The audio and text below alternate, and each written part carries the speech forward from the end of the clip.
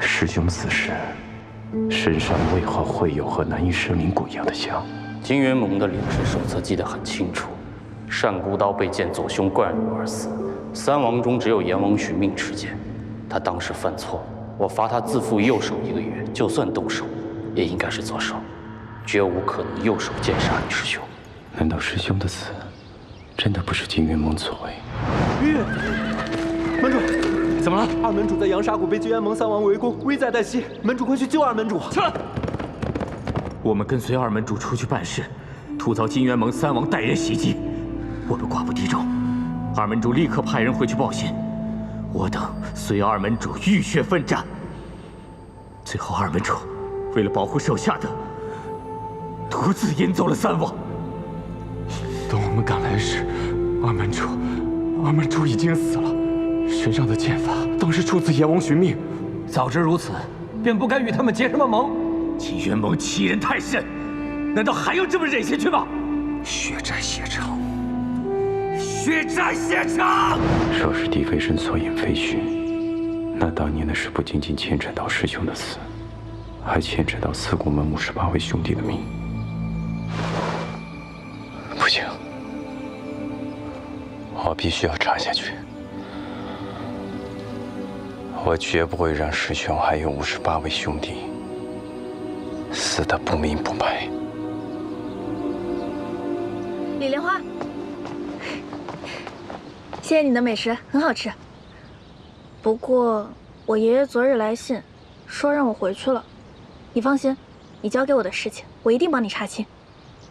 那就多谢了。告辞。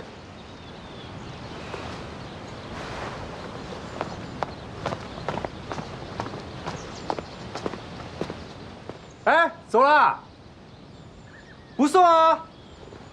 切，有胆子在金元盟和四国门之间做手脚，此事背后恐怕深不见底。我孑然一身，生死不论，不能让这臭小子再与我一同涉险了。何况昨日妄动剑招，再这么下去，迟早被他猜出我的身份。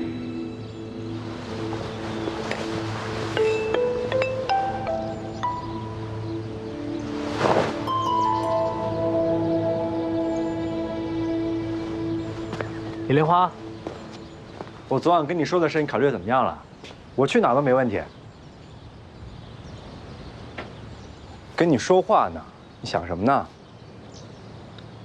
我在算一般信烟要多久才能把信号传到这个天机山中啊？什么信烟啊？你小姨给的信烟。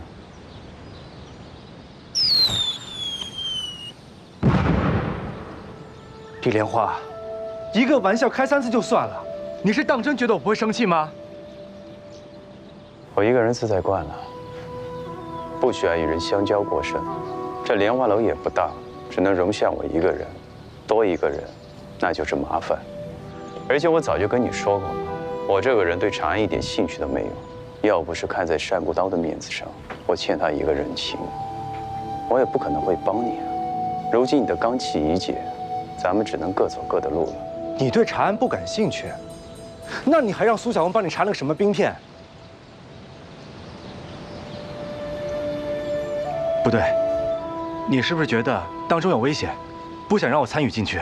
方少侠，人在江湖靠的是自己，而不是每次都躲在我的身后。你也说过了，这一路上都是我帮你去解决所有的问题。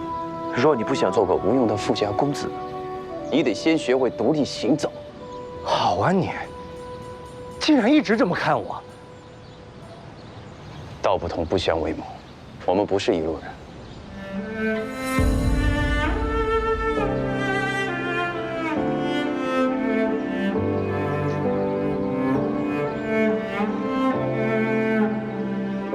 好一个道不同不相为谋！我方多病教我随心，没想过成为你的困扰。既然如此，那我这个没用的富家大少爷就没有必要纠缠你了。再见！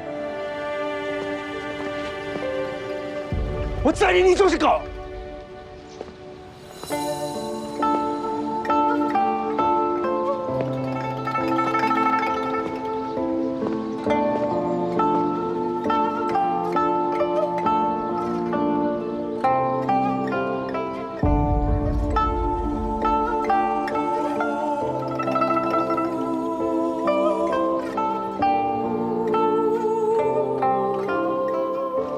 骂谁是富家大少爷呢？谁不会独立行走啊？我这样不要走了吗？切，谁稀罕？方小宝，小姨，你好啊。小姨，你去哪儿了？你把我绑在这儿干嘛呀？小姨，李莲花，他日山水有相逢，本少爷再理你就是狗。